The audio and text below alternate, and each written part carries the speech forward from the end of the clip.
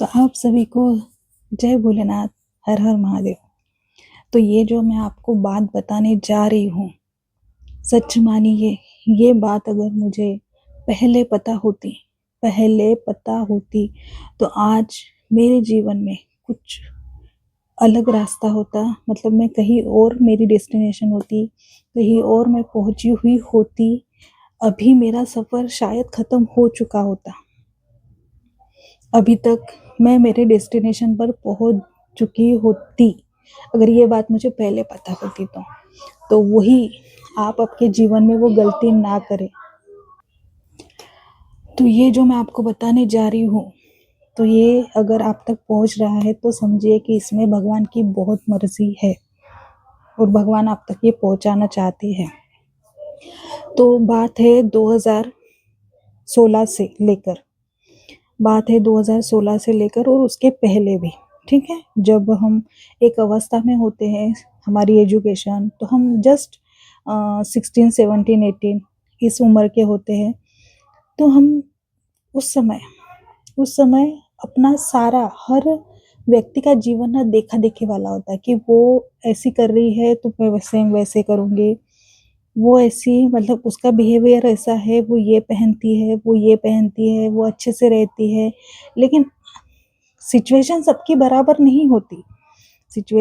बराबर नहीं होती। तो देखा-देखी वाला जीवन होता है। तो वो सबसे पहले, अगर आप किसी भी अवस्था में हो, अगर ये वीडियो आप तक पहुँचा है तो आप ये बात समझ लो कि हमें अपना जीवन लोगों की देखा-देखी में नहीं करना है। एक समय में हमें सबसे पहले हमारा जो भी फ़ोकस्ड है, एक समय में, जिस समय में एजुकेशन का टाइम होता है तो हमें एजुकेशन लेनी है।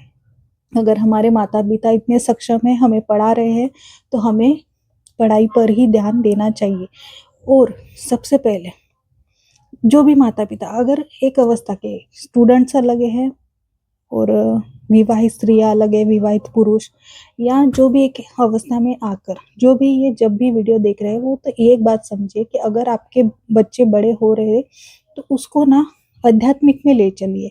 मतलब हर बच्चे को, मतलब हर माता-पिता अपने, अगर मंदिर जा रहे हो तो अपने बेटे को साथ में लेके जाओ, क्योंकि उनको ना भगवान की आदत लगाओ। भगवान की आदत इसलिए लगानी है ताकि भगवान जब हमारा साथ देते हैं, हमें जो एक्सेप्ट करते हैं, तो हम एक प्रॉपर वे में चलते हैं। हम जीवन में फ़ोकस्ड होते हैं, हम हमारे करियर के लिए फ़ोकस्ड होते हैं, हम हर उस चीज़ के लिए फ़ोकस्ड होते हैं। ठीक है? तो हमें हमारे बच्चों को, जो भी हमारे छोटे-छोटे बच्चे हैं, हमें हमारे साथ हमें मंदिर लेके जाना है। साथ में उन्हें अच्छे से पढ़ाई जब करा रहे हो, तो उनको समझाना भी है कि जो दूसरा जीवन जी रहा है, आपके शायद दोस्त हो, जो भी, लेकिन उनके बच्चों की एक्टिविटी पे ध्यान दीजिए। तो जब हम एक इस अवस्था में थे ना, तो हम मतलब देखते थे कि अरे वो ऐसे कपड़े पहन रहे हैं, वो ऐसे जा रहे हैं, वो मतलब दिखने में, हर चीज़ में। लेकिन उस अवस्था में अगर चीज़ें हमारे हिसाब से नहीं होती, हम अंदर ही अंदर घुटते हैं। बात करने के लिए होता नहीं है। और पहले पहले पहले मीन्स 2016-17 की बात है, तो हम अपने पेरेंट्स से उतना बता भी नहीं पाते थे ना, नहीं बताई। हम हार्डली हमारी फ्रेंड से, जो भी मेरी स्कूल फ्रेंड हो या मेरी कॉलेज फ्रेंड हो, अगर उससे भी बहुत कम बात हो पाती थी। क्योंकि हम हमारे मन का, मतलब बहुत सी लेडीज़ है, बहुत से लोग हैं जो अपने मन का कहीं एक्सप्रेस नहीं कर पाते। तो अगर आपके बच्चे मिल-जुल कर रहते हैं या अपनी सारी बातें मन ही मन में रखते हैं, तो वो देखें। और सबसे पहले उन्हें मंदिर ले जाया करें। आजकल के माता-पिता संडे को मूवीज़ देखने जाते हैं, पर मंदिर जाना उनके लिए संभव नहीं होता। वो कहते हैं हमारे पास समय नहीं है, पर ऐसा मत कीजिए। तो ये जब घुटन होती है ना, तो सबसे पहले हम शिकायत किससे करें? तो जब ये अवस्था में अगर बच्चों की बातें ना समझी जाए, तो वो बातें बयाँ नहीं कर पाते, और वो फिर कहीं न कहीं से तो बच्चों को पता चल जाता है कि ईश्वर है और वो हमारी इच्छा पूर्ण करते हैं। लेकिन हम ईश्वर से प्रश्न करते हैं कि व्हाय? Why God?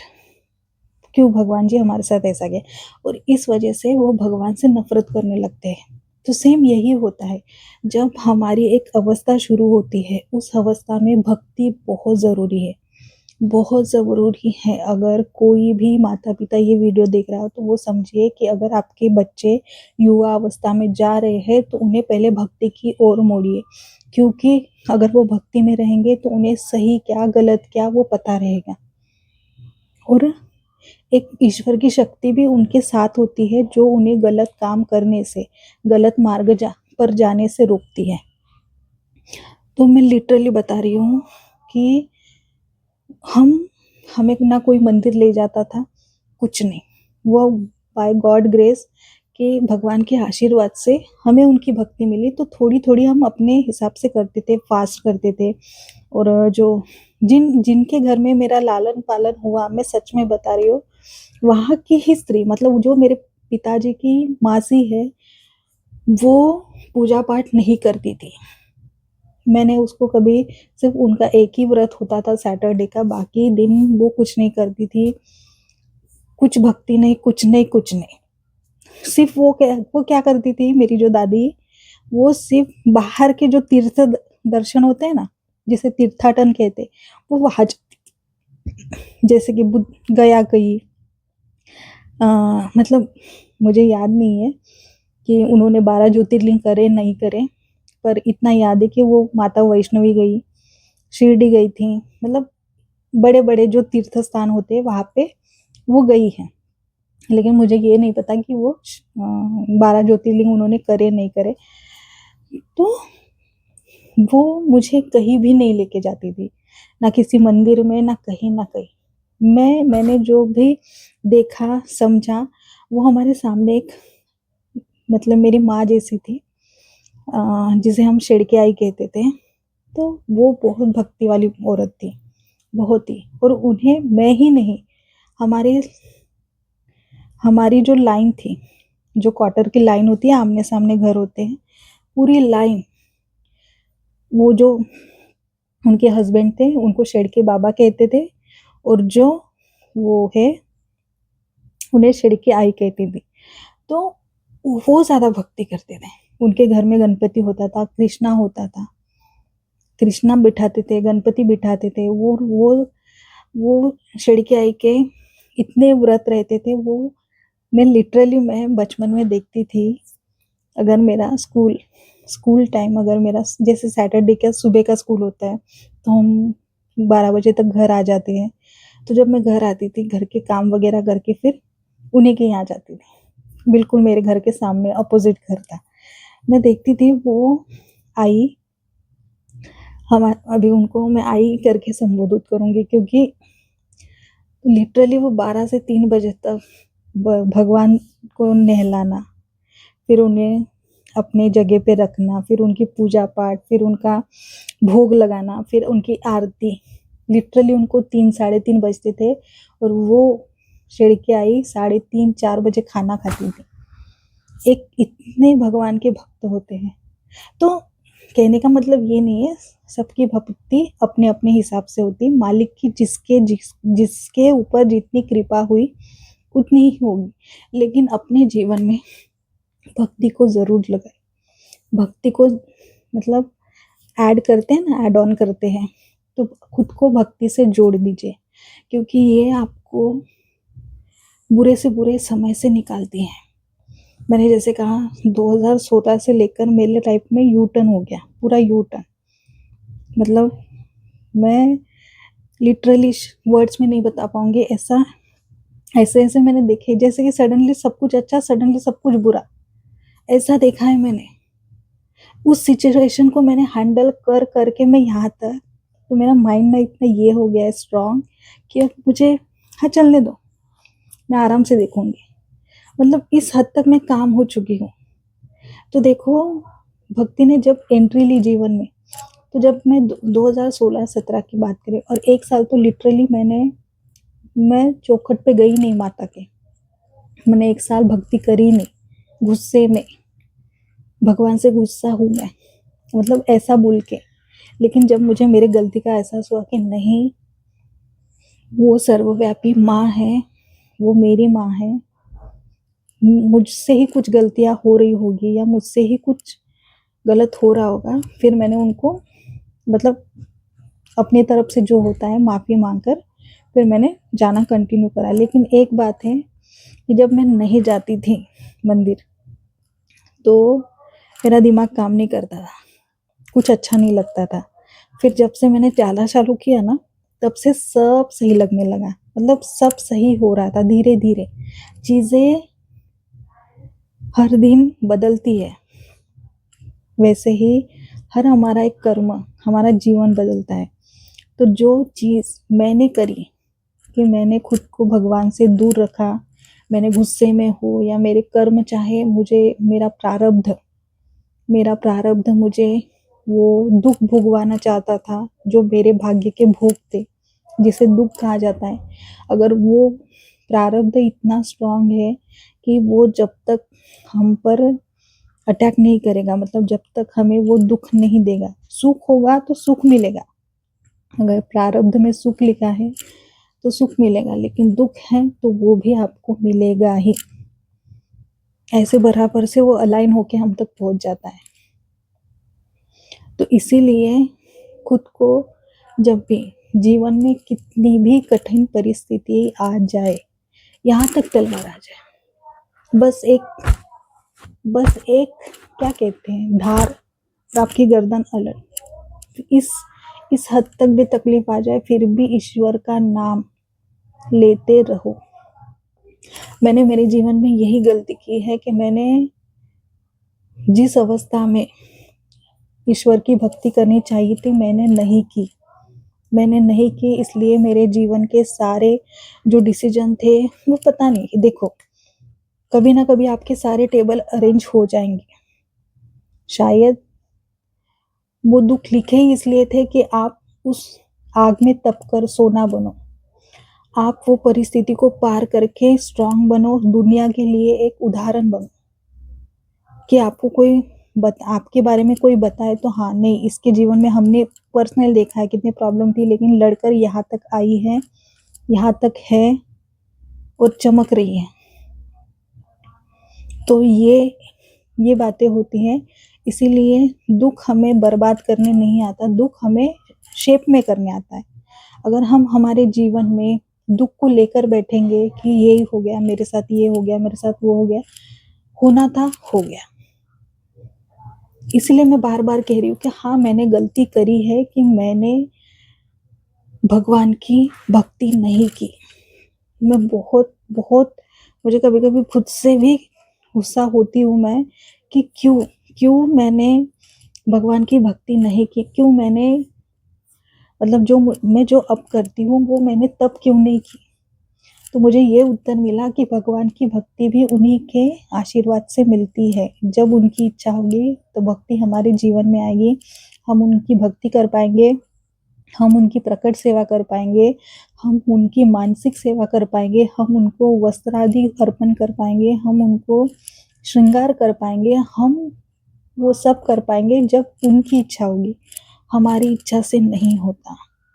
तो ये जो भी मैंने जीवन की जो शुरुआती के साल कटे विदाउट भक्ति, जिसमें सिर्फ मैं उनको दोष दे रही थी हर चीज के लिए, मैं ग्रेटिट्यूड मोड में नहीं थी। मैंने अपने जीवन के लगभग 2009 से समझ लीजिए, 2009 से 2009 से मैं शिकायत मोड पे थी, ये हर चीज़ से शिकायत। हाँ भगवान जी, आपने ये क्यों किया, आप मेरे हिसाब से करते नहीं हो, आप ऐसे हो, आप वैसे हो, मैं ऐसी हूँ, आपने मुझे ऐसा बनाया, आपने मुझे ऐसे दिखती हूँ, मैं ऐसा हूँ, मुझ में इतनी कमी है। हर चीज़ के लिए मैंने भगवान को कोसा है। हाँ, सच में हर चीज़ के लिए मैंने ईश्वर को कोसा है कि आपने मेरे लिए कभी सही किया नहीं, आपने मुझे वो दिया नहीं जो मुझे, जिस उम्र में मुझे जो चाहिए था वो मुझे दिया नहीं। मैं हमेशा शिकायत मोड पे थी, पर समय बीतता गया, चीज़ें मेरे अनुसार होती गई, कभी नहीं होती थी और मोस्टली नहीं होती हैं, क्योंकि अगर हमारे जीवन में हम चीज़ें हमारे अनुसार नहीं होती तो वो ईश्वर के अनुसार होती है, ये मैंने सुना है और वो मैं देख भी रही हूँ। तो शायद भविष्य के गर्भ में कुछ अच्छा ही लिखा होगा, जहाँ तक ईश्वर मुझे पहुँचाना चाहते हैं, जहाँ तक मैं प्रयास मेरा शुरू है, तो उसके लिए शायद मुझे प्रिपेयर कर रहे होंगे। तो इसीलिए हर उस इंसान को मैं बताना चाहती हूँ कि आप आपके जीवन में भक्ति करो, भक्ति करो। भक्ति करोगे, एक इष्ट से जुड़ोगे। देखो, शुरुआत में भक्ति करो, फिर भक्ति है आपको किसी एक एक प्रभु से जोड़ेगी, जो आपका इष्ट बनेगा, आपका प्रिय बनेगा। फिर वो भगवान की मर्जी कि आपको कौन चुनता है। पहले आप सबकी भक्ति करो, बाद में इष्ट आपको चुनते हैं।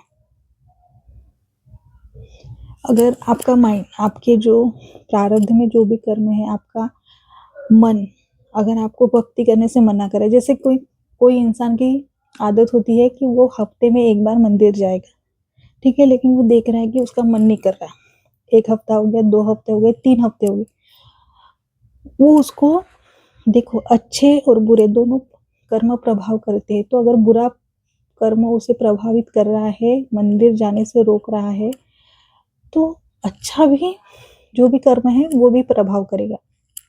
तो तब समझना चाहिए, खुद सोच आती है, ये थॉट आते हैं कि मैं मंदिर क्यों नहीं गया, 3 हफ्ते हो गए। तो शुरू से शुरू करो और जबरदस्ती जाओ, जबरदस्ती मंदिर जाओ, भले कुछ मत करो, जाओ, मत्था टेको, वापस आओ। तो भक्ति जीवन में बहुत जरूरी है, भक्ति हमें करनी चाहिए। भक्ति हमें इसीलिए करनी चाहिए, एक तो देखो, स्वार्थ से भक्ति करोगे कुछ गलत है नहीं, ना करने से बेहतर है। फिर वो मालिक ही चाहता है कि आप ही खुद स्वार्थ छोड़ दोगे, फिर आप अपनी खुशी के लिए करोगे, क्योंकि आपको खुशी मिलनी शुरू हो जाएगी। तो इसलिए ये बात मुझे पहले किसी ने नहीं बताई, मैंने अपनी जिंदगी के जो सबक सीखे हैं और सीख रही हूँ, आगे भी सीखूंगी, क्योंकि मैंने जो भी बोया है वो तो मुझे काटना पड़ेगा ही, वो सबको काटना पड़ता है। किसी का दिखता है, किसी का नहीं दिखता है, क्योंकि सब यहाँ अपने अपने दुख में हैं, सब अपने अपने जीवन में हैं। तो इसीलिए भक्ति करो। कोई बोले ना आगे, अरे सन्यास बन, मतलब कोई बोल रहा है ना कि अरे आप क्या संत बन रहे हो, आप ये हो, आप वो हो, घर के लोग परेशान हो जाएंगे, घर के लोग परेशान करेंगे, क्या जरूरत है मंदिर जाने की। नहीं, उन्हें मत दिखाओ कि आप मंदिर जा रहे हो, उन्हें बता के मत जाओ, लेकिन जाओ, खुद के लिए जाओ, खुद के भविष्य के लिए जाओ। क्योंकि आप जितनी भक्ति करोगे आप उतनी उन्नति करोगे, क्योंकि हमारे आसपास ऐसी ऊर्जाएं हैं जो हमें जीवन में आगे बढ़ने से रोकती है। ठीक है, अगर आप मंदिर जाओगे तो कोई निगेटिव एनर्जी आप तक पहुंच नहीं पाएगी, आपके मन में निगेटिव थॉट नहीं आएंगे, क्योंकि आप प्रसन्न मोड में रहेंगे, हैप्पी मोड में रहोगे।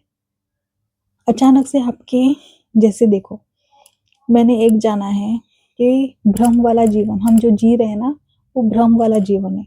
हमें यहाँ पे दूर अगर बर्तन चमक रहा हो, हमें लगता है बर्तन चमक रहा है, लेकिन वहां पे कुछ और चमक रहा होता है। मुझे वो कथा याद नहीं आ रही है, एक है स्टोरी कि दूर से ना कुछ चमक रहा होता है, तो हमें लगता है वो सोना है, पास जाके देखा तो बर्तन चमक रहे थे, ऐसा कुछ। तो ये भ्रम वाली दुनिया है। यहाँ पे अगर कोई आपको बता रहा है कि ये होगा, वो होगा, वो होगा, किसी किसी की बातें ही होती है। वो कहते हैं ना, बड़े बड़ी बातें वड़ा पाव खाते, सेम। तो किसी की बातों में नहीं आना है, किसी की बातों में नहीं आना है। खुद खुद 2 क्षण रुक कर खुद से सवाल प्रश्न करने हैं, खुद से सवाल करने हैं कि क्या सामने वाला व्यक्ति बोल रहा है वो सत्य हो सकता है, कि कैसे हो सकता है ये। अगर भगवान पर ये बातें बताकर कि भगवान जी मुझे ये चाहिए, ये बातें अगर ईश्वर के सामने बोलकर उनको समर्पित कर दे तो वो चीजें हो सकती। लेकिन कोई इंसान आपको बता रहा है कि ये होगा, वो होगा, ये होगा, तो किसी पे विश्वास मत करिए। किसी पे विश्वास मत करिए, ये पूरा भ्रम का जीवन है, इसमें सिर्फ समय व्यर्थ होता है। किसी के पीछे मत भागिए, सिर्फ खुद का देखिए। मतलब खुद का अच्छा देखना है, लोगों के साथ बुरा नहीं करना है, खुद का अच्छा करना है। लेकिन लोगों के साथ मतलब अपने बातों से, अपने कर्मों से किसी को दुख नहीं देना है, सबके लिए अच्छा सोचना है। जब हम उस मोड में आते हैं कि चलो उसका बुरा सोच के मुझे अच्छा नहीं लग रहा है, तो नहीं सोचना है हमने किसी के बारे में बुरा। हमने सबके लिए सर्वे जना सुखिनो भवन्तु यही बोलना है।